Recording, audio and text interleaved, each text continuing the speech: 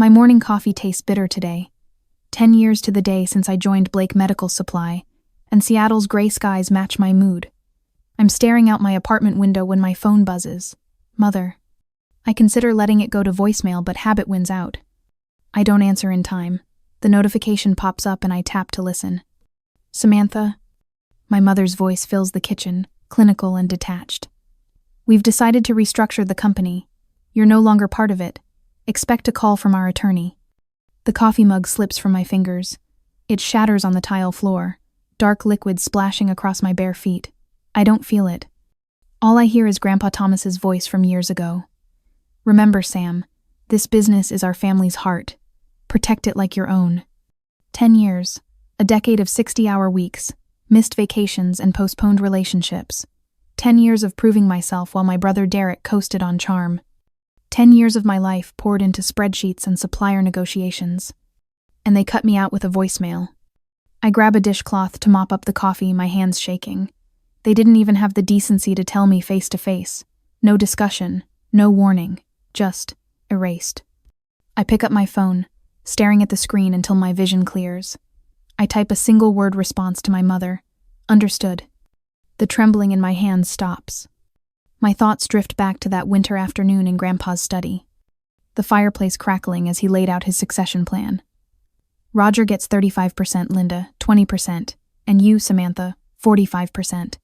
My father's tight smile. My mother's pressed lips.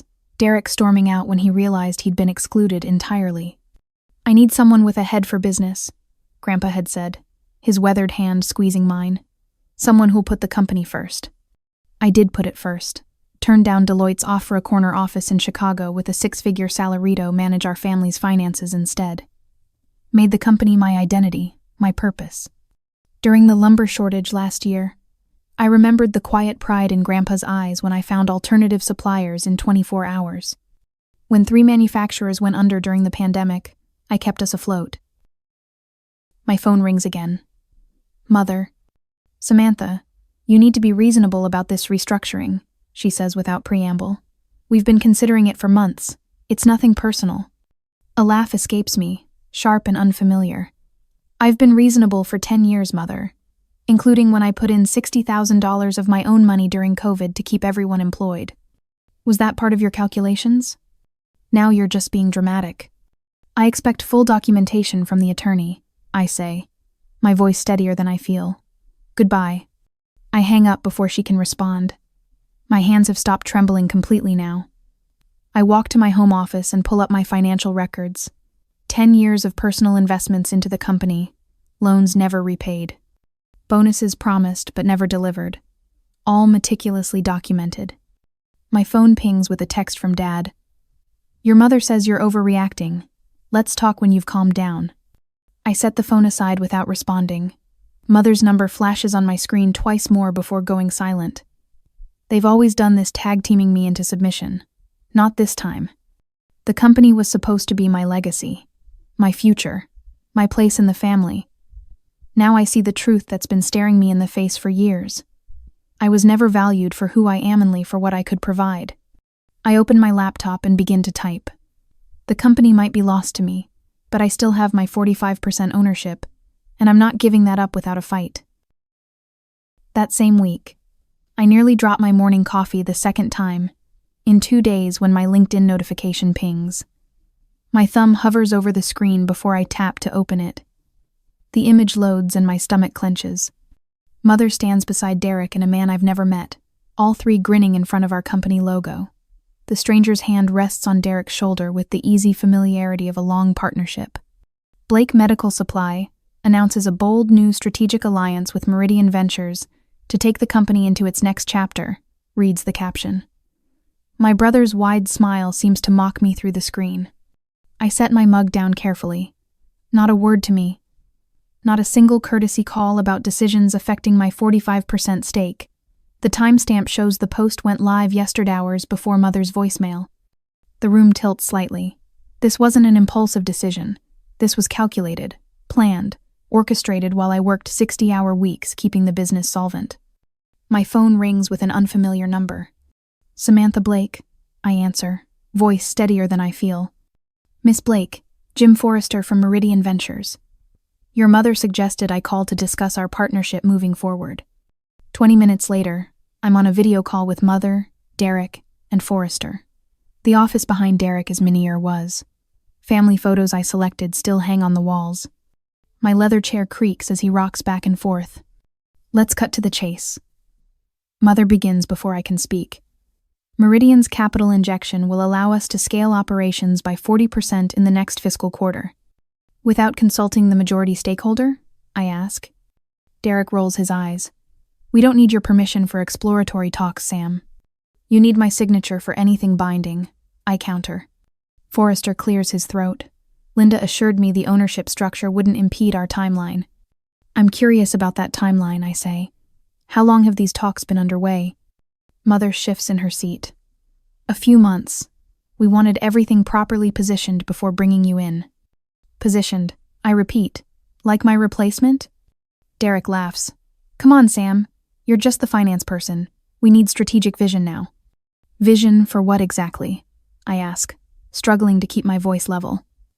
What deals are already in progress? Forrester jumps in. The surgical equipment distribution network in the Pacific Northwest is our first target. We've already approached 3 of your major competitors about acquisition. My breath catches. 10 years building those relationships, all discussed without me. Samantha, Mother says, her voice taking on the same tone she used when I was 12 and refused piano lessons. This is happening. Your options are to cooperate or be bought out at fair market value. And who determines fair market? I ask. Derek smirks. Our legal team has prepared documentation. You'll find the terms appropriate. The call ends with promises to forward paperwork. I stare at the blank screen, mind racing. Their legal maneuvering threatens not just my position, but my entire ownership stake. The $60,000 I invested during COVID. The additional $70,000 in personal loans to the company over the years. My professional reputation in an industry where I've built relationships for a decade. I pull up our company database. My access still works in oversight they'll soon correct. I download financial records, meeting minutes, everything I can access. Then I search my personal email archives. The message from Grandpa Thomas is dated 6 years ago, shortly before his death. I'd forgotten he'd put his succession plan in writing. Samantha, I'm confirming the ownership structure we discussed. Your father receives 35%, your mother 20%, and you 45%. Derek is intentionally excluded for reasons we've discussed. You're the only one I trust with the company's future. Its continued success will depend on your financial acumen and integrity. Don't let them push you aside when I'm gone.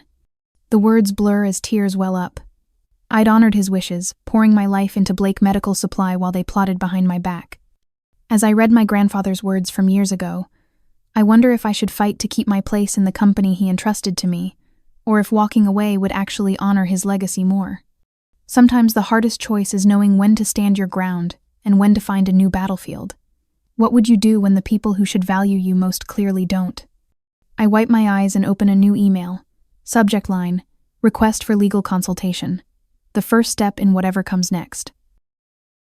Next week, the email from Northwest Medical Solutions arrives just as I'm pouring my morning coffee. We regret to inform you that Derek Blake will be handling your account moving forward. I set my mug down carefully, unlike last week when I shattered one on the kitchen floor. My screen fills with similar messages vendors, clients, suppliers all saying the same thing. My brother's voice plays in my head. Samantha's taking a leave of absence. The words he's apparently been spreading across our entire network. I dial Pacific Medical Supply, our oldest vendor relationship. Marjorie answers on the second ring. Sam, I've been meaning to call. Is everything all right? Derek mentioned you were stepping back for personal reasons. My jaw tightens. That's not accurate, Marjorie. I'm still very much involved with Blake Medical. Oh, her pause speaks volumes. Well, your mother scheduled the quarterly review with Derek. She was quite insistent. I thank her and end the call, then scroll through my calendar notifications. An emergency board meeting scheduled for next Tuesday when I'm supposed to be in Portland meeting with our West Coast distributor. A meeting my mother arranged last month. How convenient. My company email pings with a notification. I log in to find my access permissions changed. Financial records from the past 3 years gone. Supplier contracts restricted. The database I built from scratch locked. I try calling the IT department, but Kevin, our systems administrator for 5 years, doesn't pick up. His voicemail message is new. You've reached Blake Medical Supply it. If this is urgent, please contact Derek Blake directly. Sleep becomes a luxury over the next few nights. My dining table disappears under stacks of personal records loan agreements, investment documentation, email threads authorizing additional capital infusions. 10 years of my life measured in spreadsheets and bank transfers. At 3 a.m, I find myself staring at my reflection in the bathroom mirror, dark circles under my eyes. Was I ever good enough? I whisper to the hollow-eyed woman staring back. The question that's haunted me since childhood echoes in the silence. Was this why Grandpa gave me 45%? Because he knew they'd never value my contribution otherwise? By Thursday, I've contacted 3 business attorneys. The consultation fees drain my personal savings, but their assessments align. My ownership stake is legally protected, but operational control is murky territory. They can't remove you as an owner, explains Harriet Winters, a silver-haired attorney who specializes in family business disputes. But they can make your position untenable. The question is, what do you want, Samantha? I don't have an answer. My phone rings Friday afternoon. The university number surprises me. Samantha Blake, I answer, trying to sound more put together than I feel. Sam, Professor Gelman here. Just saw your LinkedIn update. Any company that lets you go is making the biggest mistake of their life. I've got some people you should talk to. His words, the first genuine support I've heard in weeks, nearly break me. Tuesday arrives with Seattle's typical drizzle. I walk into Blake Medical headquarters with a leather portfolio tucked under my arm. The receptionist, Diane, who's known me for a decade, looks away as I pass. The conference room falls silent when I enter. Mother sits at the head of the table, father beside her. Derek stands by the whiteboard in a suit that probably cost more than my first car. Samantha. Mother's tone suggests mild surprise, as if I'm an unexpected dinner guest rather than a major stakeholder. We weren't expecting you today. Clearly. I take the empty chair across from Derek, but as someone who owns nearly half this company, I thought I should attend a strategy session. Derek smirks. It's really more of an operational discussion, nothing that concerns finance. Everything about this company concerns me, I reply, keeping my voice steady despite the anger burning in my chest. My brother sighs dramatically.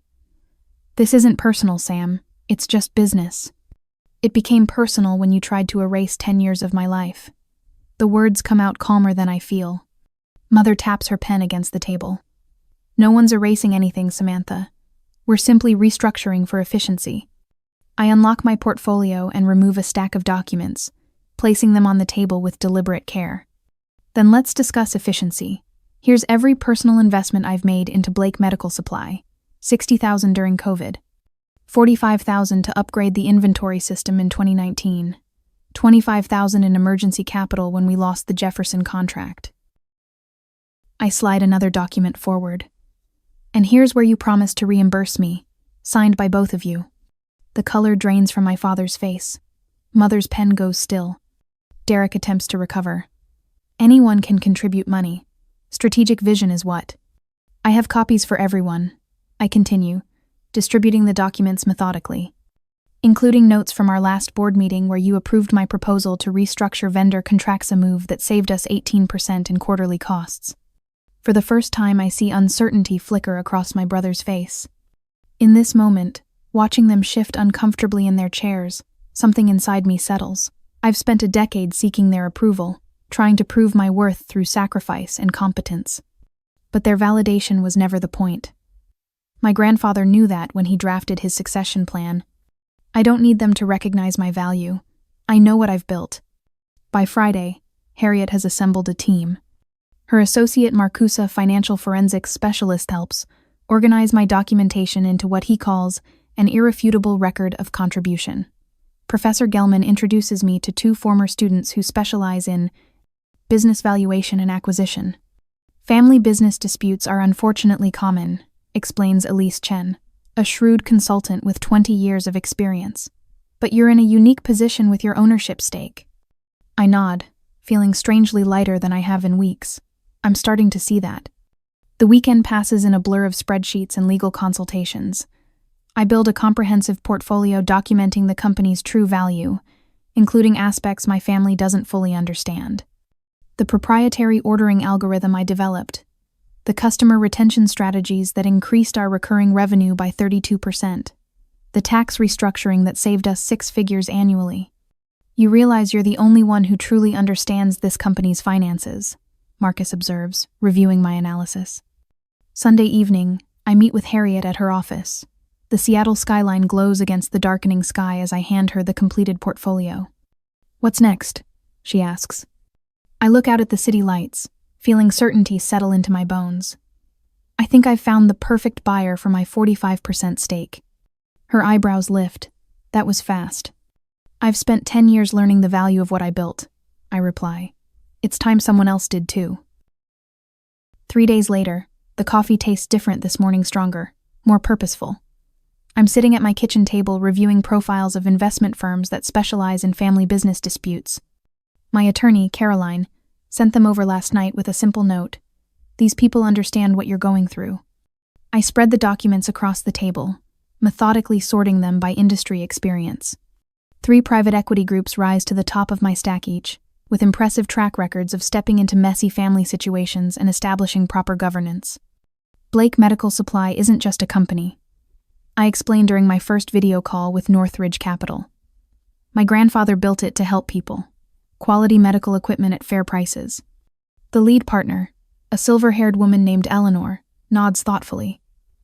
"And your documentation confirms you've maintained that mission through some very difficult market conditions." I push a folder across my desk toward the camera. 10 years of financial records. Every decision I made. Every dollar I invested. My voice doesn't waver. Everything my grandfather entrusted me to protect with my 45%. 2 weeks and 4 meetings later, Eleanor calls. "We're seriously interested, Samantha. Your family built something valuable, but your records show concerning governance issues. We'd bring significant improvements." I end the call and allow myself a small smile.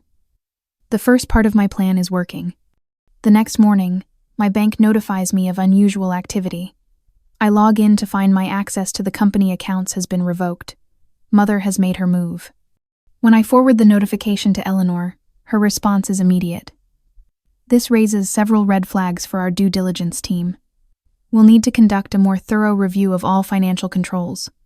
I watch through my apartment window as rain streaks down the glass. Mother's attempt to shut me out has only opened the door wider. 3 days later, Eleanor's team presents their preliminary findings. "We've identified several financial irregularities," she explains, her face serious on my laptop screen. "Funds transferred between accounts without proper documentation. Executive compensation packages approved without board minutes. Vendor contracts with unusual terms." My stomach tightens. "I wasn't aware of these." "They appear to have been deliberately kept from you," Eleanor says, "despite your role managing company finances." That evening, Caroline calls to discuss strategy. "These irregularities give us leverage," she explains. "We could potentially negotiate a premium price for your shares." I pace my living room, phone pressed to my ear. The Seattle skyline glows through the window, each light representing someone with their own complicated family, their own difficult choices. When my attorney suggested we could use these irregularities to negotiate a better price, I hesitated. Should I expose my family's financial mismanagement to get what I deserve, or protect them one last time out of loyalty to my grandfather's legacy? I sleep poorly that night, dreaming of Grandpa's disappointed face. Morning brings clarity. I call Caroline first. We proceed with the sale at fair market value. I want a clean break, not a scorched earth. She sighs. "Are you sure? You could get at least 15% more." "I'm sure. Draft the papers." My financial advisor, Martin, visits later that afternoon. He's been with me since my first paycheck at 23, and his usual cheerful demeanor has been replaced by focused determination. "I've structured the deal to protect you from any future liability," he explains, spreading documents across my coffee table. "Once you sign, whatever they've been hiding becomes the buyer's problem, not yours." I examine the paperwork. "Will this stand up if they challenge it?" "Absolutely." Martin taps a specific clause. "Your grandfather's original ownership agreement was ironclad. They can't prevent this sale." 1 week later, Northridge Capital presents their formal offer for my 45% stake. No family approval required. The figure on the page represents my freedom, wrapped in legal language and corporate signatures. I'm reviewing the final documents when my phone buzzes. Derek. Sam. His voice has lost its usual smugness. We need to talk. Right now. I'm busy, Derek. Is it true? Are you selling to Northridge? Panic edges his words. You can't do this to the family. I almost laugh. To the family? You mean the same family that kicked me out with a voicemail? That was Mother's idea, not mine. The desperation in his voice is new. Just don't sign anything, okay? We can work this out. I hang up without responding. 20 minutes later, Mother calls. When I don't answer, she texts. Our lawyers say you can't legally sell without board approval. I forward her message to Caroline, who responds with a single word. Incorrect. The next morning, Father calls. Your mother is beside herself, Samantha. We've scheduled an emergency family meeting tomorrow afternoon. We need to talk this through before you do something we'll all regret. I look at the Northridge contract sitting on my desk, waiting for my signature. I'll be there, I say finally. But I won't be coming alone. The rain has stopped when I hang up. Sunlight breaks through the clouds, casting bright squares on my apartment floor. For the first time in weeks, I feel the weight lifting from my shoulders. Next week when I visit, my father's office hasn't changed in 15 years. The same leather chairs, the same family photos on his desk, though I notice mine has been turned slightly away. The air smells of his sandalwood cologne and Mother's subtle perfume. Samantha, we've been discussing matters, Father begins, his smile tight and practiced. Perhaps we were hasty. Mother nods, her eyes darting to the grandfather clock in the corner. We value your financial expertise, of course. A reduced role would still utilize your skills. Derek sits beside them, hands folded in his lap like a schoolboy summoned to the principal's office. I was wrong to push you out, Sam. We're stronger with you than without you. I feel nothing as I watch their performance. 3 actors hitting their marks, reading from a script they've clearly rehearsed.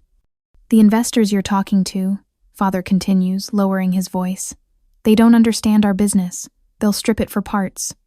Mother leans forward, her pearl necklace catching the afternoon light. Think of what your grandfather would want. He built this company with his hands. Selling to outsiders would destroy his legacy. The word legacy hangs in the air between us. Once, it would have worked their perfect emotional trigger to bend me back into shape. I take a sip of water before responding. I appreciate your concern for grandfather's legacy. Their shoulders visibly relax. Mother exchanges a quick glance with Father. However, I continue, setting down my glass with precision. I've already signed the sale agreement. The private equity group now owns my 45%. The room freezes. Derek's mouth opens slightly. Father's hand trembles as he reaches for his coffee. You can't have, Mother whispers. The paperwork would take weeks. I remove a folder from my briefcase. It's been weeks since you left that voicemail, Mother. Plenty of time to complete the transaction. I lay out the documents one by one. First, the text messages from Derek to suppliers falsely claiming I was on leave. Next, the email chain showing how they systematically removed my access to company systems. Finally, the board minutes they fabricated showing unanimous decisions I never participated in. What made this particularly attractive to the investors, I explain, my voice steady, was finding evidence of financial mismanagement dating back 3 years. Derek's face pales. That's confidential company information. Grandfather gave me 45% because he trusted my judgment. I reply, meeting his gaze directly. I'm finally using it. Mother's composure cracks.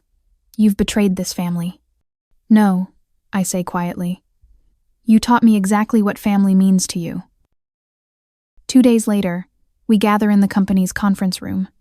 The investors' legal team sits across from my family, with me at the head of the table. The symbolism isn't lost on anyone. I slide a USB drive toward the lead investor. This contains every financial record from the past decade. You'll find discrepancies starting approximately 3 years ago, primarily in the equipment acquisition budget. Mother's hand slams against the table. You can't possibly give them all our internal documents. The lead investor, a woman with steel gray hair and eyes that miss nothing, smiles thinly. As 45% stakeholders, we'll be conducting a full forensic audit. Derek lurches forward in his chair. Financial reviews require board approval. Actually, I interject, opening the company bylaws. Section 12.3 specifically states that any stakeholder with 20% or greater ownership can initiate a financial review if they have reasonable cause to suspect mismanagement. Father stares at me like I'm a stranger. When did you become this person, Samantha? I've always been this person, I answer. You just never bothered to see me. I walk the investors through the governance procedures that have been systematically ignored: quarterly financial reviews, approval protocols for major expenditures, documentation requirements for board decisions.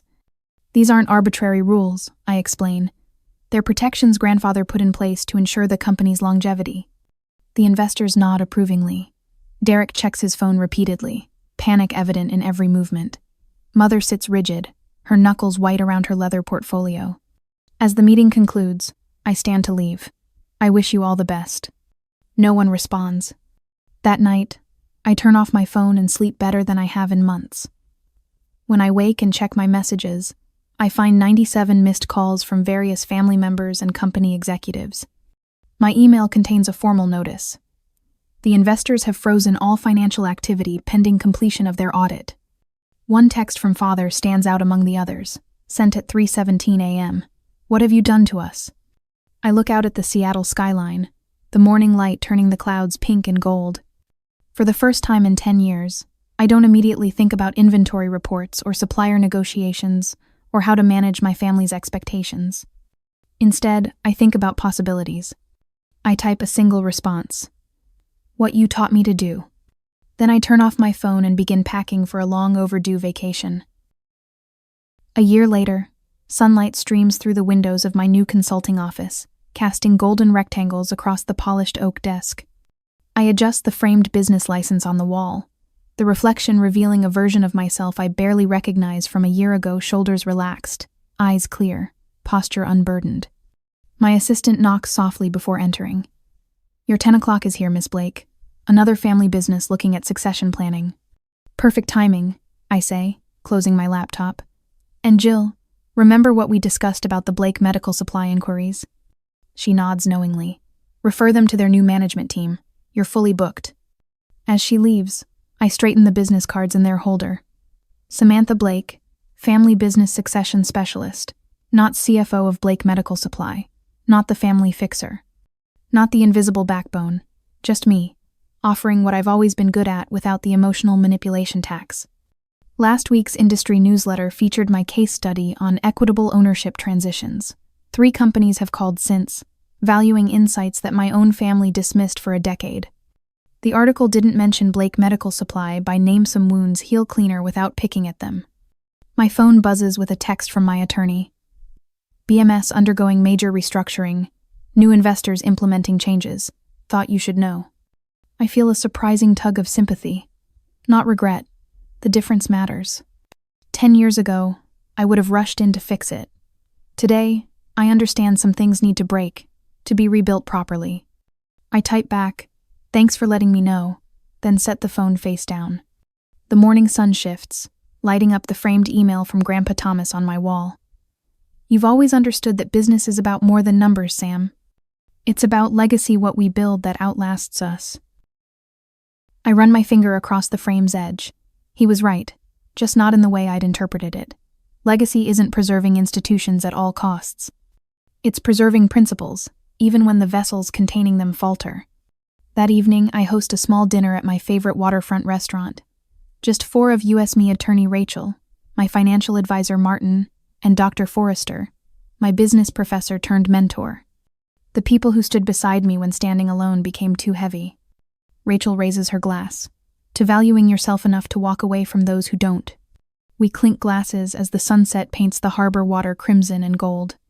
Later that week, a certified letter arrives. I open it at my kitchen island, the same spot where my mother's voicemail shattered my world in a coffee mug a year ago. The final settlement figures stare back at my validation in black and white. I trace my finger over the total, remembering how numbers once felt like the only language I was fluent in. Now they're just one dialect in a richer vocabulary. My new business plan sits beside the settlement letter, Blake Legacy Consulting. The irony doesn't escape me. I'm still honoring my grandfather's name, just not in the way anyone expected. I carefully place his framed email beside my new business license on the wall, two bookends of a painful but necessary journey. As I hung my grandfather's words on my new office wall, I wondered if sometimes the truest form of loyalty isn't staying no matter what, but rather carrying forward the values someone taught you, even when it means leaving. Have you ever had to walk away from something you loved to preserve what made it valuable in the first place?